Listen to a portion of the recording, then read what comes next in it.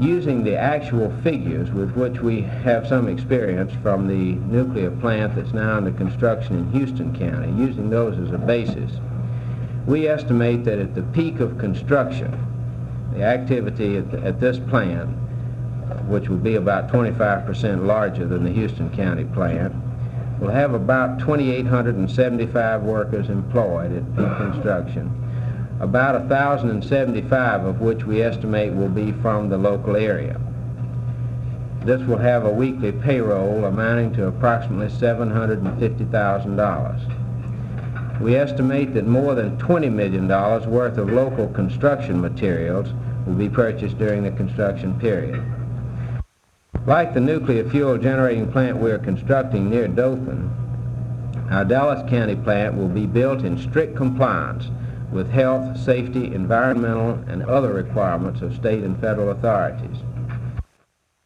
We're appealing to the average family man, the average working man of this state. Certainly, I think I have a chance of winning. Your grassroots Republicans, they want a change too, a change with a meaningful difference, but they want a candidate who can win in November, and that's why they're looking at me. The last thing that the Republicans need is another loser. They need a winner for a nominee. Where are your campaign funds coming from? Well, they are coming from people who are interested in good government. But these are people really that are interested in good government. Where's your money coming from? Well, we're getting it from the little people. We're getting $50, $75, $100, $25 contributions. I'm counting on little people for my contributions. You know, I hear a lot of people campaigning say that, but I mean, I say it because I mean it. By and large, small contributions, little here and little there. So many people are offering to help me that I don't believe that my campaign is going to cost anything like it will cost other people. But I can run cheaper than some of the other candidates because I do not have the problem of name identification.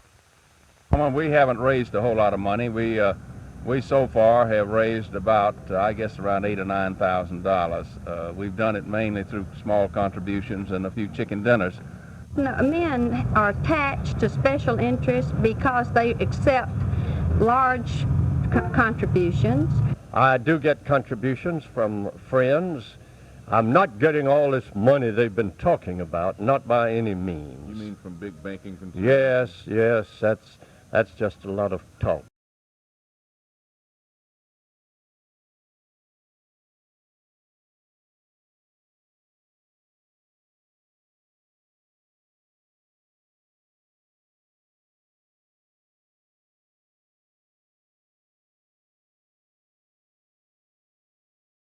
Well, the fact that, like I said the other night, I never have been to Washington except twice. Once was when I was a Boy Scout, and the other time when I went to see George Andrews and Admiral Tom Murrah. And I think people are tired of some of the Washington crowd and the bureaucracy, and they're looking for a young, strong, aggressive man to go up and speak for the people and take care of the people, an active man. And that's what I've emphasized so many times, that we need an active congressman that'll get something done for us.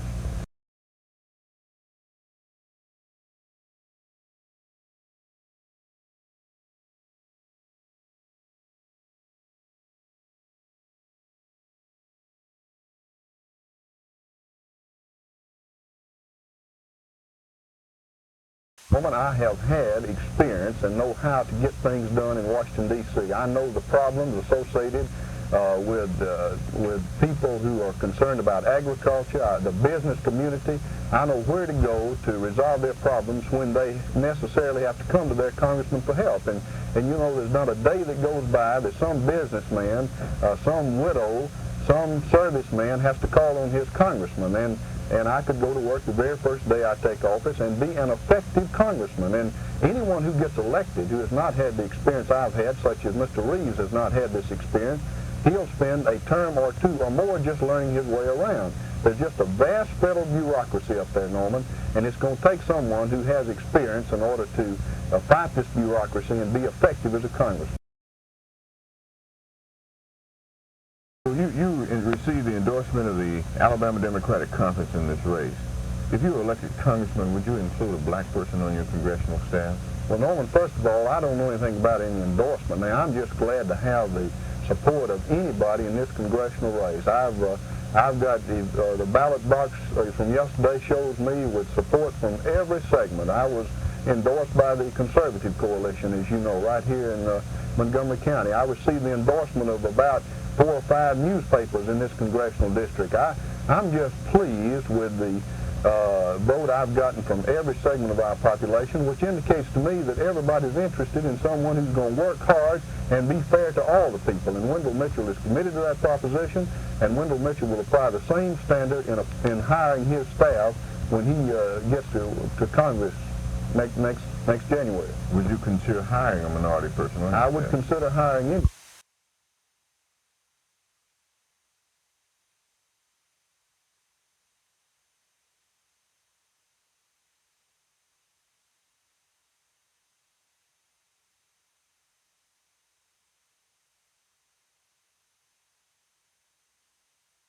For that, for energy in various forms, coal, natural gas, petroleum, electricity, and nuclear power. The demand for power for existing uses is expanding rapidly each year. In addition, new uses for power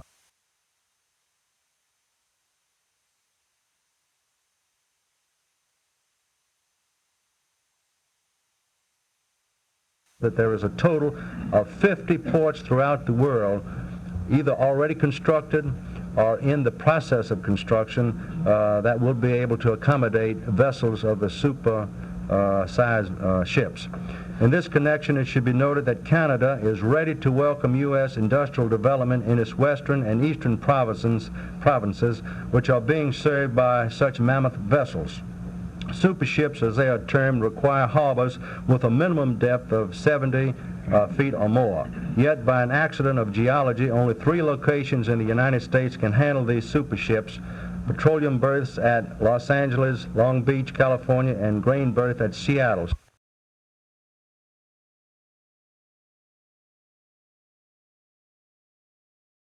Various types of our grains are already becoming experienced by the northeastern section of the country and is likely to spread to other areas of the United States. Gentlemen, I have, and at the outset, still using a prop, if you will,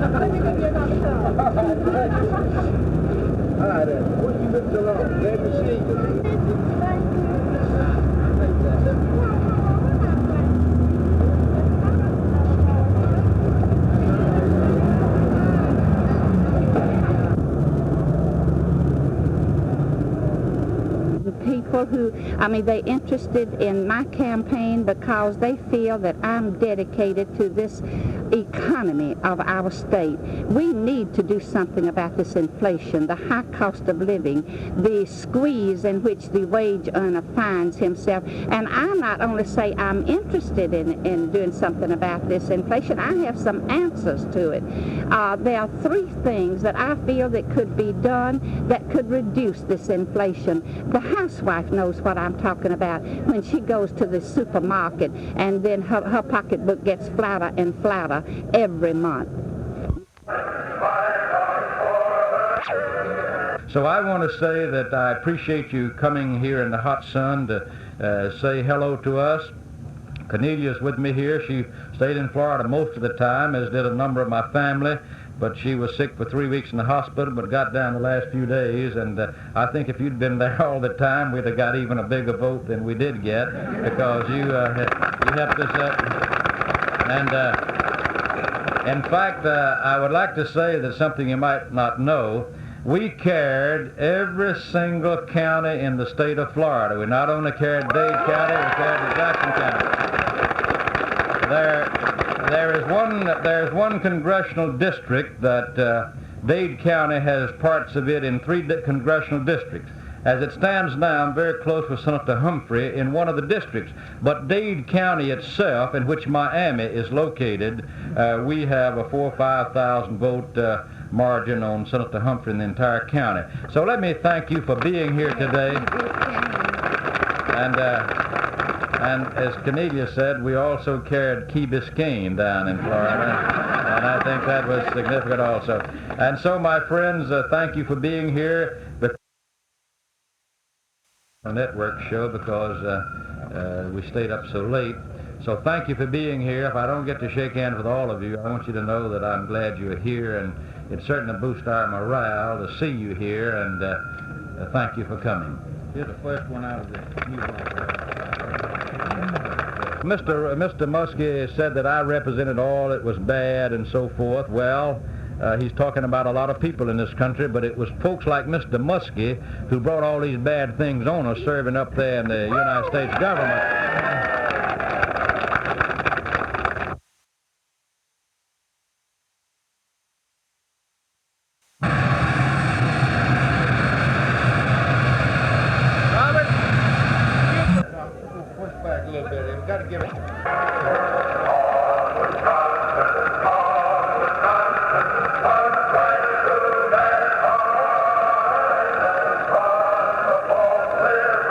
Man's dissatisfied, and they are all beginning to raise this much fuss about it, and so I've changed my mind. The treatment that the teachers received on occasion would not be the same type treatment that the high-paid lobbyists who represent other special interests in this state received, and I think you're entitled to better.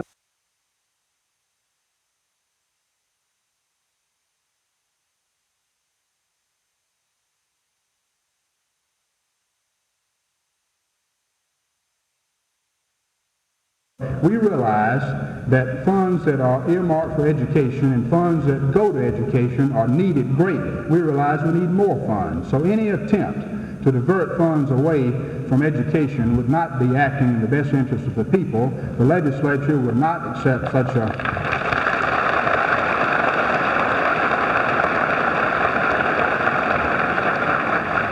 The legislature didn't and would not accept it, and as Lieutenant Governor, I can assure you that I support you in this particular movement, and we'll not see this during the balance of this administration, and hopefully never again in this state.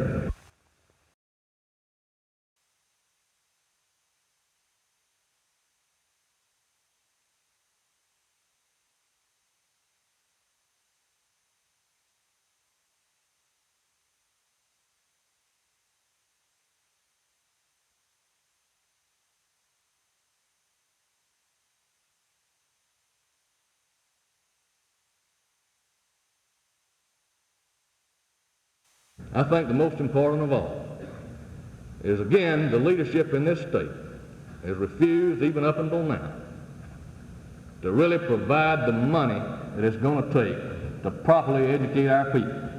I can tell you right now where the money should come from. I'm not ashamed to say it. We've got to have more money. It's going to come from taxes, and the taxes that it needs to come from, we need to equalize property taxes in this state and make everybody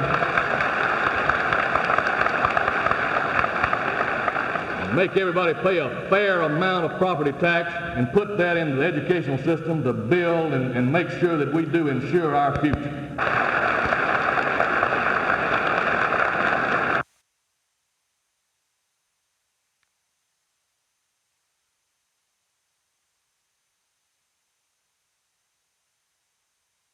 The problems confronting public education today are in large measure really reflecting the problems and divisions of our society. The church, the courts, the universities, the city halls, the political parties, the families, all of these institutions are also feeling the profound pressures of change, and all are struggling to adapt to problems and needs that no society has ever faced before. If we citizens and members of these institutions respond simply by withdrawing from them or repudiating them, then I fear not only for the future of our institutions, but for the future of our nation.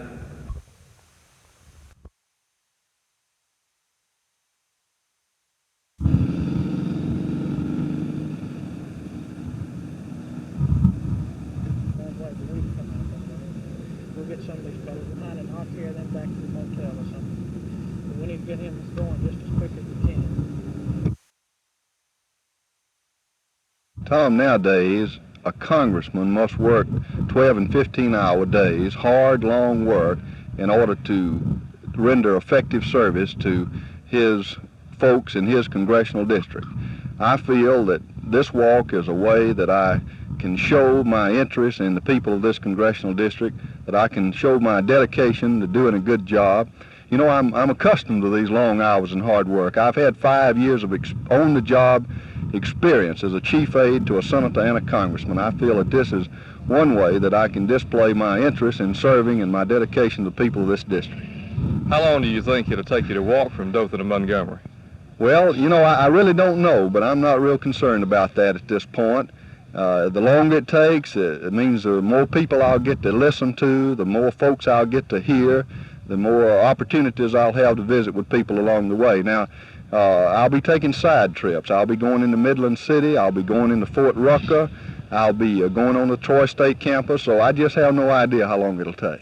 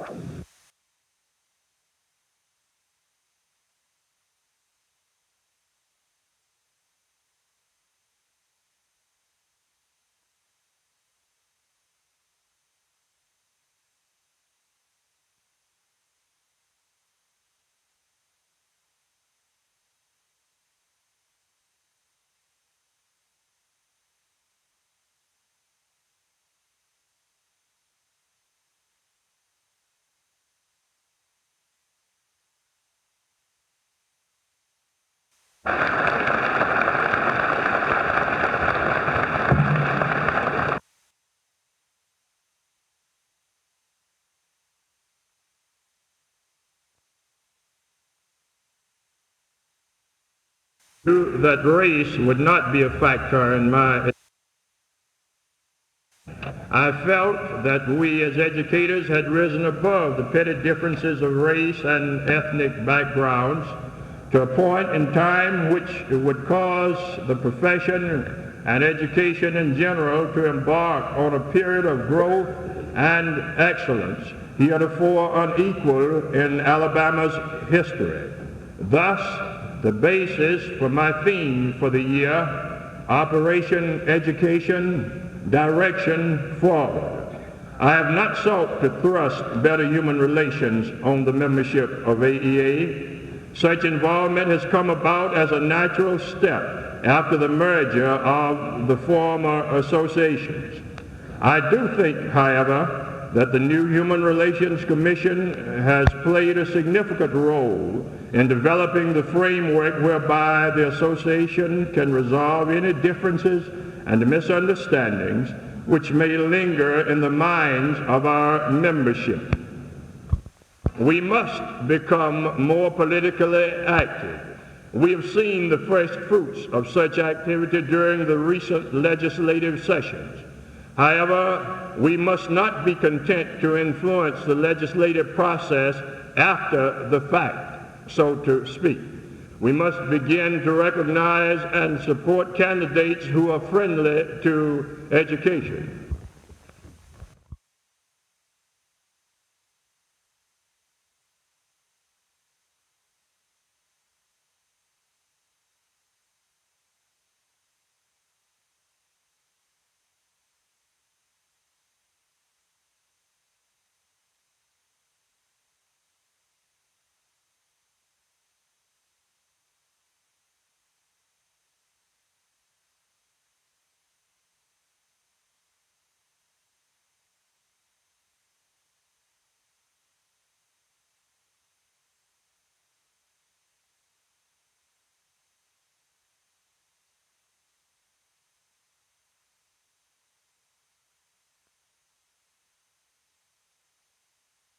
For the Senate seat.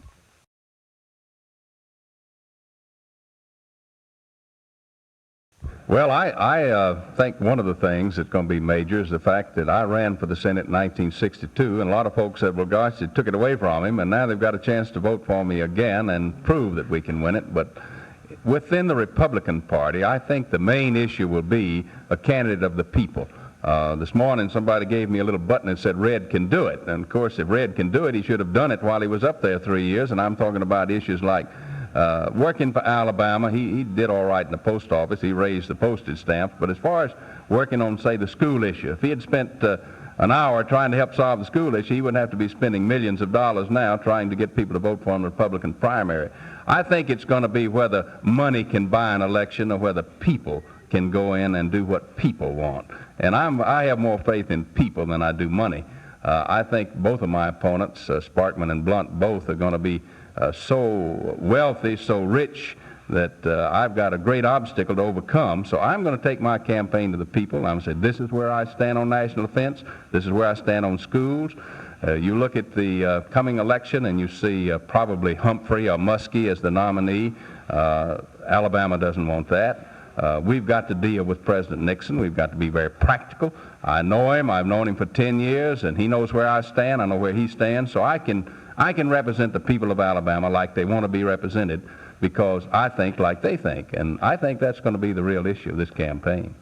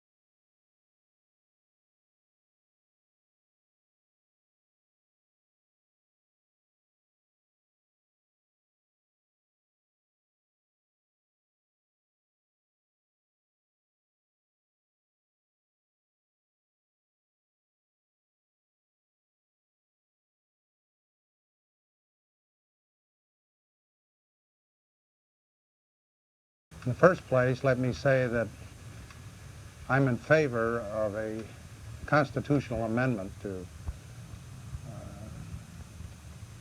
avoid the possibility of forced busing to achieve racial integration. I am against it because I think the real issue is quality education. And in my opinion, forced busing to achieve racial balance does not help achieve quality education. I don't think any legislative proposal, I don't think any intervention by the Department of Justice at this point will prevent the court actions forcing busing to achieve racial balance. Therefore, it seems to me that we have to go the constitutional amendment route. Now, I believe that a lot of people, certainly in the South, but a number of us in the North, including myself, have been opposed to busing to achieve racial balance. And I think my votes over the years, for the last 4 or 5 years, would prove that. I don't care who gets the credit if we're able to stop it, but I don't think any one man can claim the authorship of any action on his own.